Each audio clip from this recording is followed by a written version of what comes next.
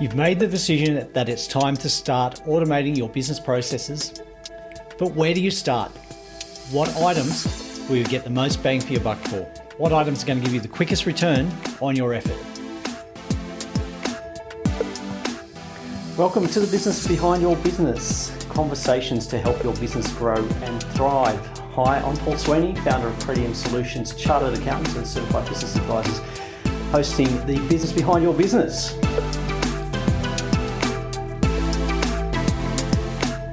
Hi, I'm Paul Sweeney, hosting the business behind your business, and we're having another conversation to help your business grow and thrive.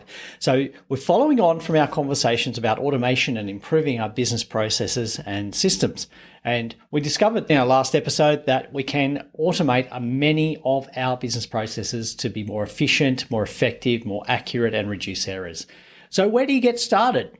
Okay, sometimes the applications that you're using don't automatically tie in, they don't integrate. So you need to go outside those tools and look for something else. Now, one tool that does do that is a tool called Zapier or Zapier, depending on how you want to pronounce it. But it is a tool that used to connect and automate information from two different tools with two different applications. And it might be your CRM system and your proposal software, or your CRM system and your accounting system, or your CRM system and automating an email. It could be any kind of task. So it's a good, useful tool. So check that out. We'll put a link to that in the show notes if you haven't heard of it. There are also some other alternatives to Zapier, and we'll try and put links to those in the notes as well.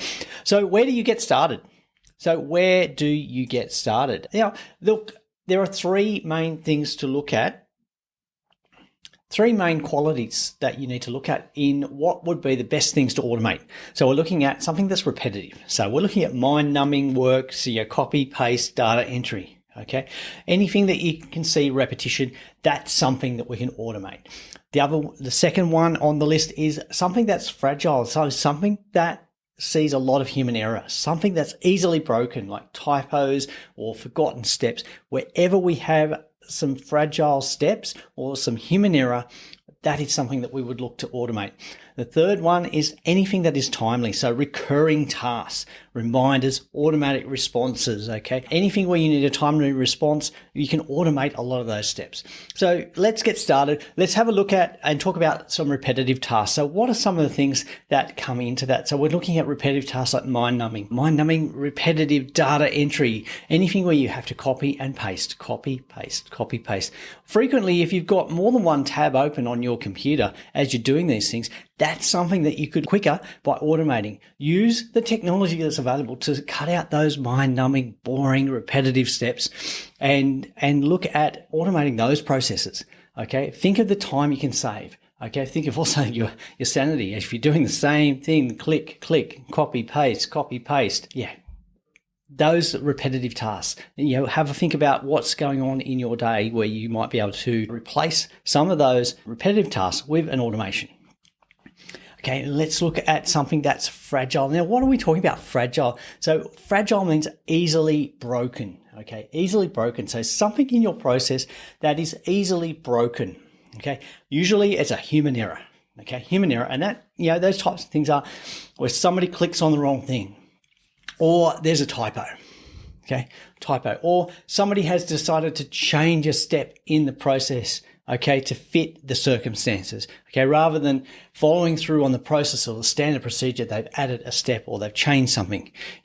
If we have checklists, how can we automate checklists? How can we automate collection of checklists? Or, forgotten steps that, get missed easily. Like if we got a process and somebody keeps forgetting a step, the system can be set up or automated so that, either that information is automatically generated or they can't proceed to the next step. There's a process in there. Okay. Timely steps, timely things that need to get automated. So things like recurring tasks, so anything that has to happen on a regular basis on a particular time of the day or a particular time in the month, those things can be automated. Okay, a lot of them can. Instant responses. So somebody fills in a form on your website, connects to your CRM system, and your CRM system sends a follow-up email to them saying, "Hey, you've got your inquiry. Here's some things that you might be interested in," or or we're aware of it, and as soon as we're back on deck, back in the office, we'll reach out to you. So where you need that instant response. So that's sort of, you might not be physically working, but you want to communicate with somebody that makes an inquiry. Okay, and you want to communicate in a timely manner. Okay, you don't want to wait till, let's say they send a response in on a Saturday morning, and you're not back in the office till Monday morning. You don't want to have that delay. So you need something in there, because as soon as you start having that delay, that's when the value of that transaction, the value of that inquiry deteriorates, and you've missed that opportunity because somebody else might respond quicker. But at least get that response out there and let them know, hey, we've got your response, we've got your inquiry. Let's take action on it, and here's the steps. Okay. Now, the other thing about automation is it's on all the time. It doesn't go to sleep. It doesn't go home at 5 o'clock. It doesn't have a weekend. It's there all the time. So what can you automate in your business and get more value out of the tools that you've got already implemented in your business, already working for you? Get more value out of what you've got. So if you look at those three things, it's very easy to come up with a list of how you can use automation to improve a lot of the things you do on a daily basis in your business, on a day-to-day business, or even on a month-to-month basis. If you're doing the same transactions at the end of the month each time, then you can automate that process of collecting the data, eliminating the data entry. Eliminate data entry, eliminate the mistakes, eliminate the human error, and improve the timeliness of your information. Okay, often we can use forms as a trigger. So a lot of the time when you're visiting a website and you want to make an inquiry, there's a form that comes up. So when you use those forms on your website or as part of your information collection, okay, that can trigger an automation. That can be the first step. As soon as they have completed this form, then send the customer this follow-up, okay?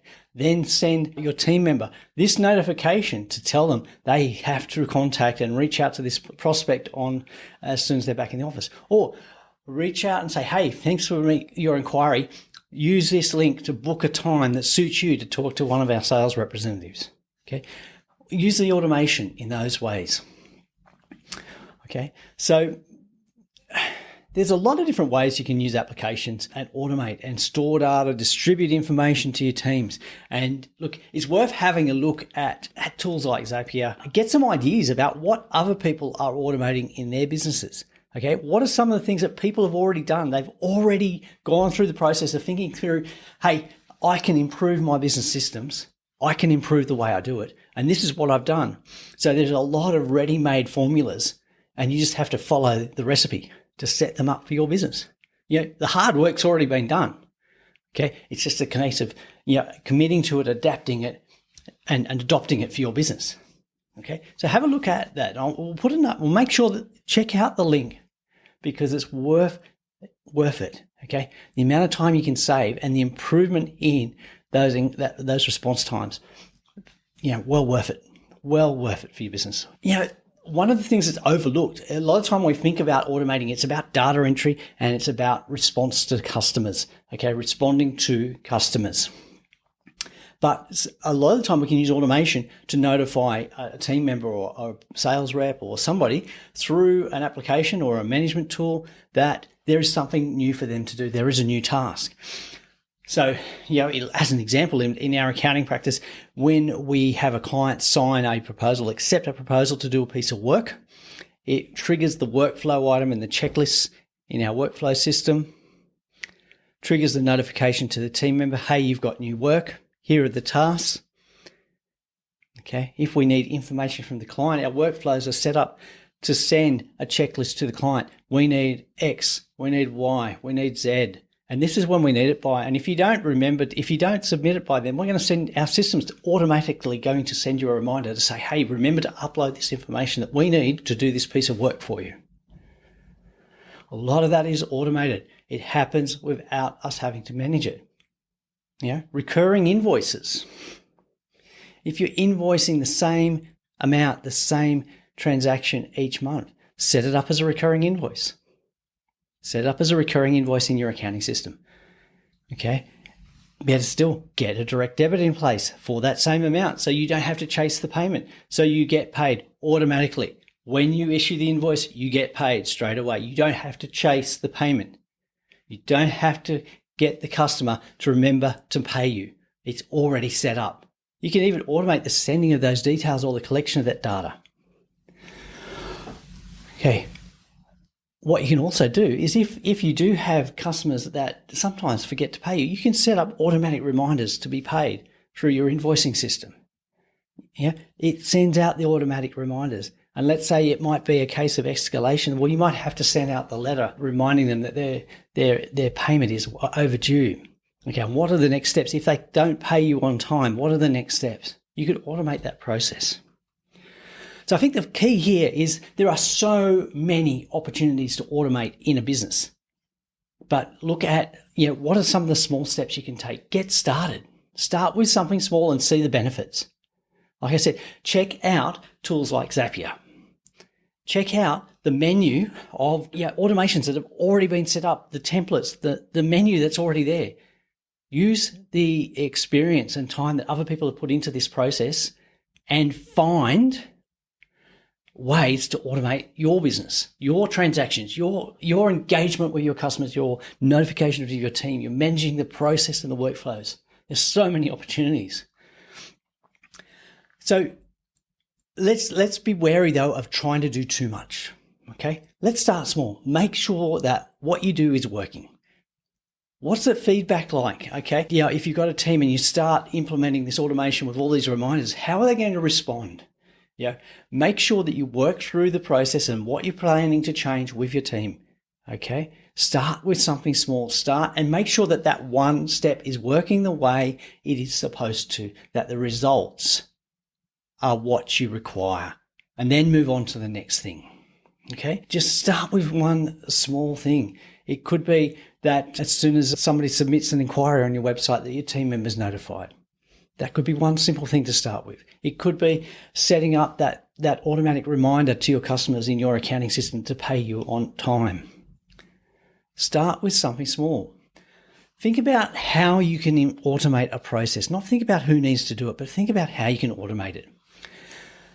So start thinking about how the process happens, not who's going to do it or who normally does it, but think about how the process happens and what are the steps. Okay. So think about it. So let's say, going back to that customer inquiry on your website, often what happens traditionally is you'll get the inquiry, it'll get documented somehow, written down, or the message will be taken, then it'll be conveyed to the salesperson, or it might, we'll need to find out who's actually going to handle this inquiry, who's available.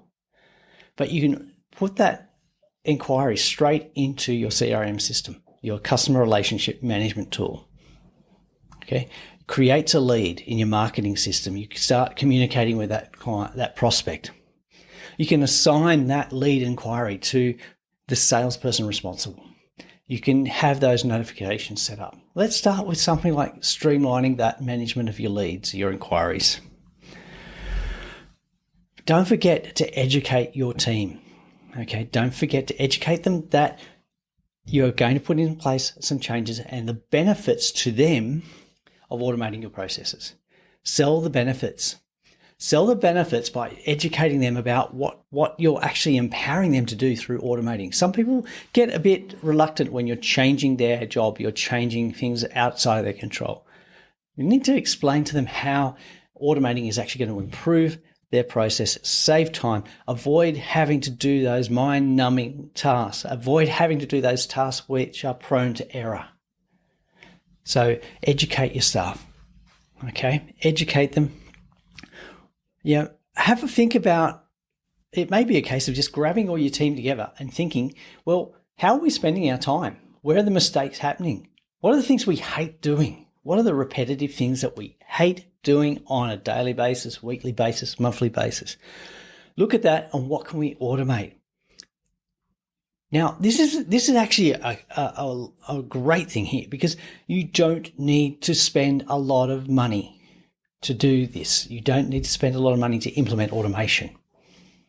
You may, however, need to spend some time setting it up correctly, but that time is an investment. That time is an investment in your business, in your processes. And if you set it up correctly, it will save a multitude of time. It will improve your process. The data entry errors, they will disappear. The speed will improve. The efficiency, the timeliness of your information and your data capture and actions will improve. So there's a lot that can be done. There is a lot, okay? Think about, just make a list of all the things you do in a day. Okay, do that. Write down.